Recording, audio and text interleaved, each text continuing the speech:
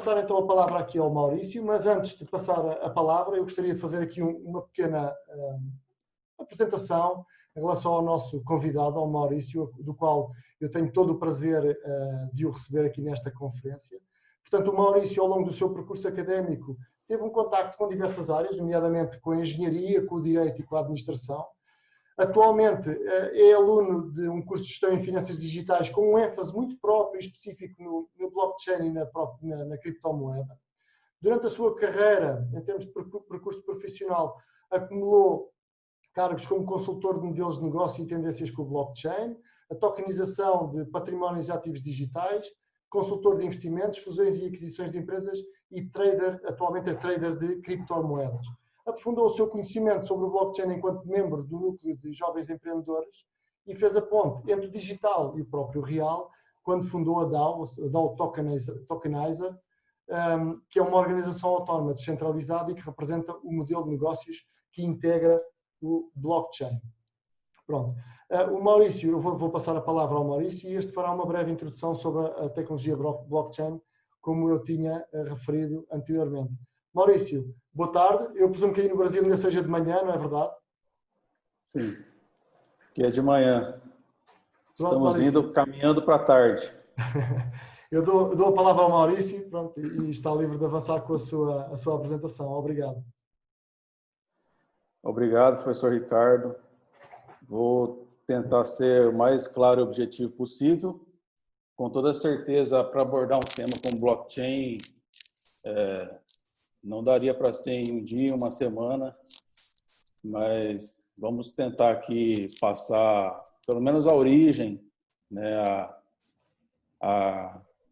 os fundadores, os precursores, né, dessa ideologia, dessa tecnologia, né, porque o blockchain ele não é somente uma tecnologia, mas ele também é uma ideologia política e econômica, tem esse cunho também, mas vamos trabalhar na questão da história do blockchain também, né, entender um pouco de como que isso pode mudar e por como que ele está impactando o mercado e como ele poderá impactar de uma maneira mais global, digamos assim. Vou compartilhar minha tela.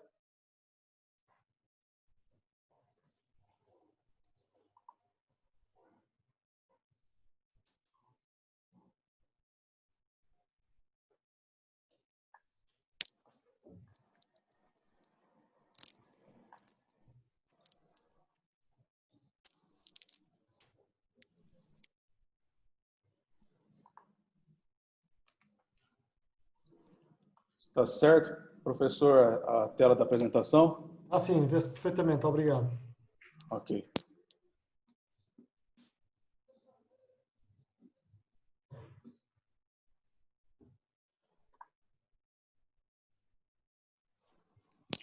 Então, vamos fazer uma introdução, vamos falar da origem.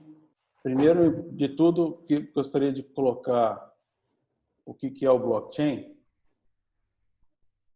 Nas palavras de Scott Stornetta, que ele é referenciado, né, no white paper do Satoshi Nakamoto, onde ele descreve conceitualmente e matematicamente o Bitcoin, né, e lá ele referencia, quando ele menciona blockchain, ele referencia 3 artigos do Scott Stornetta, tá? Então, como o próprio Satoshi Nakamoto, pseudônimo, né, Satoshi Nakamoto, que a gente não sabe se é uma pessoa ou se é um grupo, mas ele mesmo referenciou o Scott Stornetta, então eu gostaria de colocar aqui o que o próprio Scott Stornetta ele se refere ao blockchain, que uma das criações dele. Ele começou com essa ideia, né, de vincular criptograficamente blocos de registros em uma cadeia e fazer uma distribuição amplamente das informações para que não houvesse capacidade para uma parte central corromper os registros, para que não houvesse um grande número de intermediários, para que encarece serviços e produtos. Então, a ideia original do Scott, né, foi criar um registro imutável, né, e vinculando criptograficamente blocos de registro em uma cadeia e depois distribuindo amplamente essas informações. Tá? Então, essa é a definição do Scott, que eu gosto de usar elas em todos os meus projetos que eu desenvolvo modelos de negócio usando blockchain, porque fica mais fácil para compreender, né, não somente a tecnologia, mas a ideia de como aquele modelo de negócio pode impactar o mercado. Aqui eu coloquei um mapa mental, não quero entrar nesse assunto técnico, porque isso aqui é extremamente técnico, não vou entrar nesse assunto, mas é um mapa mental só para a gente poder se localizar em nodes, né, em nós, que é a ideia central do blockchain. Né? Então, quando a gente fala em blockchain, nós temos os dados, informações dentro de um bloco, dentro de uma cadeia, reconhecido por um hash.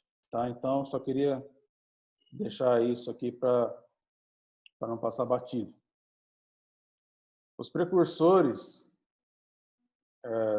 do blockchain, a gente não consegue tirar o Bitcoin disso, porque o Bitcoin em 2017 ele ajudou a massificar principalmente a mídia, o mainstream. Eles começaram a falar muito de blockchain e daí só depois disso que começaram a falar muito de Bitcoin, só depois disso que o blockchain veio à tona para a grande massa, para o grande público, porque ele é a tecnologia que faz possível o Bitcoin ser o que é. Não vou entrar também em detalhes do Bitcoin, porque não é o assunto, mas eu destaco os precursores como sendo Satoshi Nakamoto, né, que é um pseudônimo de uma pessoa, um grupo, que nós não sabemos de fato. Pessoalmente, eu acredito que é um grupo, mas não posso afirmar isso, ninguém pode afirmar, né? Então, eu considero Satoshi Nakamoto como um matemático que foi o grande marqueteiro, digamos assim, de toda essa tecnologia, de toda essa ideologia. Destaco também o Scott Stornetta e o Stuart Haber, que são os criadores dessa tecnologia de ledgers em nodes, né? Que é basicamente a intenção do blockchain. E também na questão de fazer, né, toda a nova geração entender politicamente, economicamente, a dificuldade que tem os países, os estados. Eu destaco os criptos libertários, aí os cypherpunks, né, que são os criadores de Bitcoin e blockchain, todas essas pessoas que são envolvidas, né, nessa origem do blockchain do Bitcoin são formados por criptolibertários, cypherpunks, cientistas de computação, matemáticos. Então, essas pessoas, né, o Tim May, David Shaw, Nick Szabo, Ralph Finney, todas essas pessoas são importantes para a implementação e para a caracterização do blockchain como nós enxergamos hoje. Então, o blockchain ele é além do Bitcoin, porque essas pessoas eles incrementaram essa inovação de alguma forma. Né? Posso dar alguns exemplos, como o Timothy May, ele faz um manifesto criptoanarquista, né? Ele trabalha mais nessa questão de uma sociedade libertária no ciberespaço. Ele tem uma obra também muito interessante que é a Criptoanarquia Forçando Limites. O Nick Szabo, ele fala sobre a barreira da contabilidade mental de micropagamentos, auditoria confidencial, a ideia de contratos inteligentes, né, os smart contracts, essa ideia vem de Nick Szabo. Ele também tem uma participação da criação de testes em blockchain, quando ele criou uma criptomoeda chamada BitGold, que não vingou, mas ela foi muito importante para fazer MVP, né, teste de mercado mesmo, teste de criptomoedas em blockchains funcionando com pessoas, não somente com pessoas com autoconhecimento, como pessoas que têm baixo conhecimento também. Ralph Finney, ele tem uma participação muito importante em blockchain quando ele detecta gastos duplos, né? E ele consegue resolver isso com algoritmos dentro de blockchain. Também Ralph Finney também é um precursor quando ele fala de dinheiro digital, né? Então isso já é em 2013, a Nick Szabo e Timothy May começam falando desde 88, 1992, 1994, aí vem até chegar no Ralph Finney em 2013. E tem outros também, como o B-Money também é uma criptomoeda importante, que é antes de Bitcoin, que o Wei Dai ajudou a consolidar. Depois são falados sobre empreendedorismo libertário, empreendedorismo, manifestos de empreendedorismo do cyberespaço. Então é muito interessante que esses precursores, eles ajudam a gente a entender a importância, né, que o blockchain tem para o nosso presente e o nosso futuro, falando economicamente, politicamente falando, né?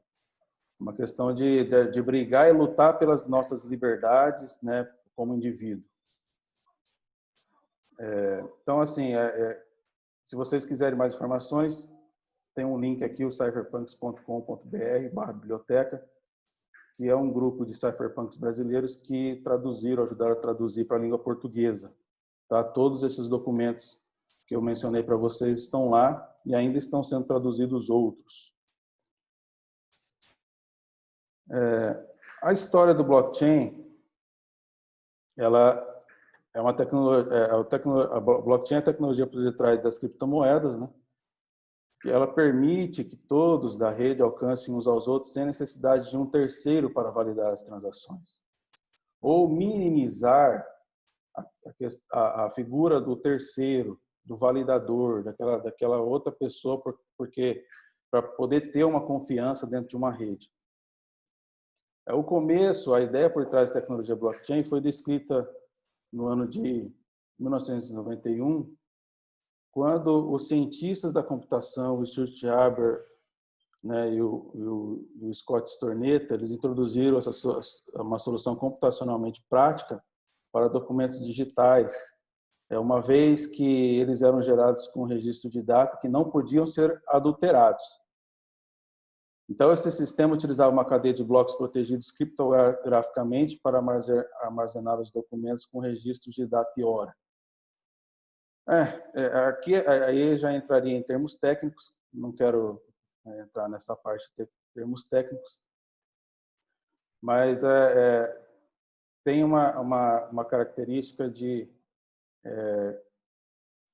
diga assim, o sistema, a prova de trabalho que eles iniciaram, quando eles iniciaram nos anos 90, ele tinha uma característica que ele funcionava recebendo um token criptografado não permutável e fungível baseado em prova de trabalho. E, em troca, criava um token com uma assinatura técnica que poderia, então, ser transferido de pessoa para pessoa. Então, essa é a história, né, a origem, né, de tudo isso, que hoje ele já está bem diversificado e está amadurecendo, digamos que a gente pode dizer que ele está amadurecendo. Depois vem a rede do Bitcoin em 2008, né, e o Bitcoin ele ajuda a disseminar essa questão do blockchain como uma função de computação confiável, né, com proteção de gasto duplo, sendo uma troca de valores ou de criptomoedas, né, de ponto a ponto, peer-to-peer, de modo descentralizado. Também vem a questão da descentralização dos nós, para que os Aí entre os personagens, os mineradores, que eles são personagens muito importantes nessa rede blockchain, que são as pessoas que validam isso com suas máquinas e ninguém sabe exatamente onde elas estão, então isso torna-se uma rede mais segura, principalmente contra os hackers, né? Então a gente entende que o blockchain ele é uma plataforma de transação de valores de ponto a ponto e criado por hackers anti-hackers, né? Então, assim, a gente entende também o blockchain, além de ser uma solução de descentralização, mas também como uma solução de segurança, de segurança cibernética, de segurança digital. Em 2013, o blockchain ele teve uma bifurcação, digamos assim, com a pessoa do Vitalik Buterin, quando ele criou a Ethereum, né? Uma criptomoeda que é uma criptomoeda que cria outras criptomoedas. É uma blockchain que cria vários tipos de tokens, né? Então, isso foi um ponto importantíssimo na história do blockchain, quando a Ethereum, que é a segunda criptomoeda mais importante do planeta, depois do Bitcoin, quando a Ethereum entrou em cena, aí começou a se disseminar e a se multiplicar os contratos inteligentes, os projetos de tokenização gerais. Resumindo, assim, essa tecnologia blockchain ela vem ganhando muita atenção e ela vem sendo utilizada em uma variedade muito grande de aplicações e ela não somente está limitada a criptomoedas. Isso é um ponto importante que eu acredito que nós vamos trabalhar muito aqui nessa conferência sobre isso hoje.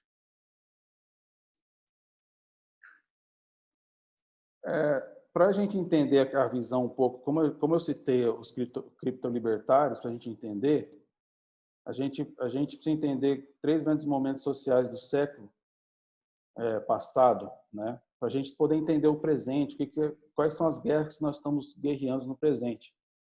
Então, no passado, a gente tinha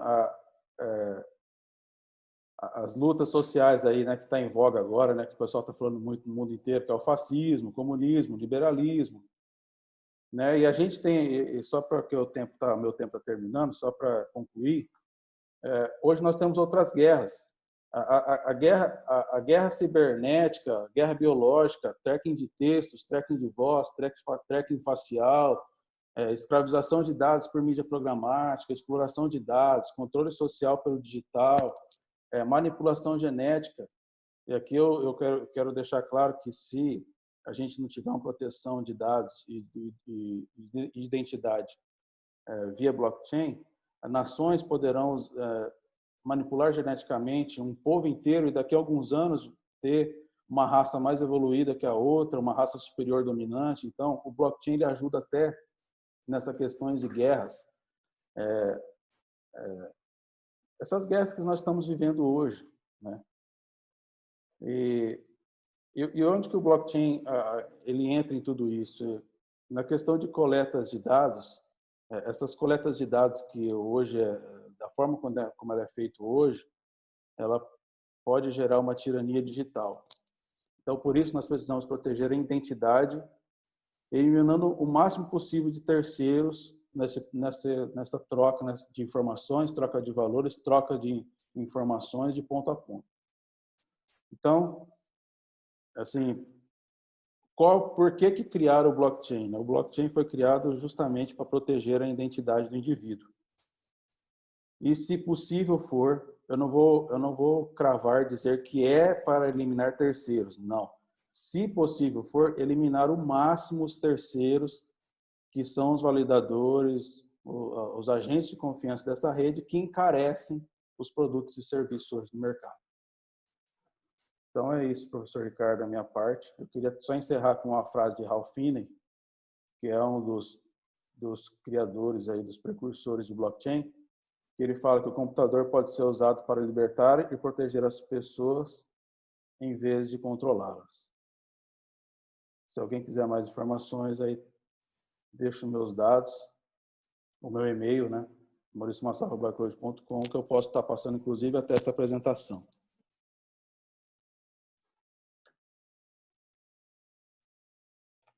Maurício, muito obrigado. De facto, foi uma apresentação muito pertinente e interessante, na medida em que acaba por abordar aqui o princípio do blockchain, da tecnologia blockchain, quem foram os seus precursores e quais foram, no fundo, quais foram os grandes objetivos que estiveram por trás do desenvolvimento desta tecnologia.